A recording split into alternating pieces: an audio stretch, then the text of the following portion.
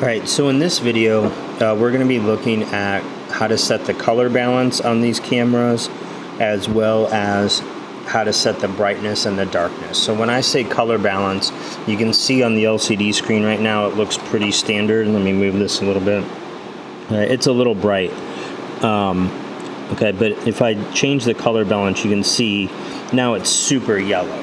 Okay, try to zoom in on this a little bit.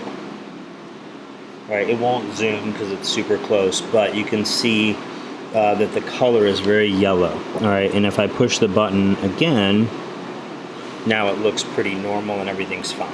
Okay, so when we're doing stuff in camera, I'm noticing a lot of times things end up blue that we don't want to be blue, and we just run into problems and that kind of stuff.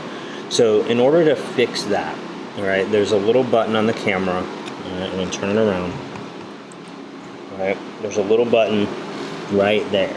Okay, so right where my hand is. And that button, all right, it says auto white balance. All right, and if I push it, that's all I got to do is just push it. Okay, and that's what ends up changing here. Let me flip this around so you can see my Lego and stuff up there. If I hit it, now it's yellow. All right, in the screen here, it's yellow. I push it again, now it looks normal.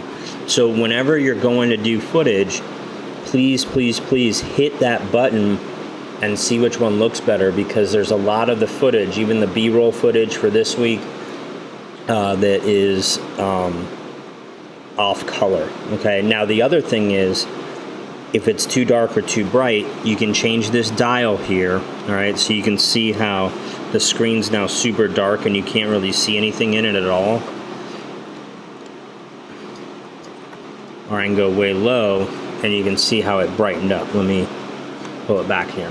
All right, so you can see how it gets really bright. All right, so that dial, if you go up, it gets dark, and if you come down, it gets brighter.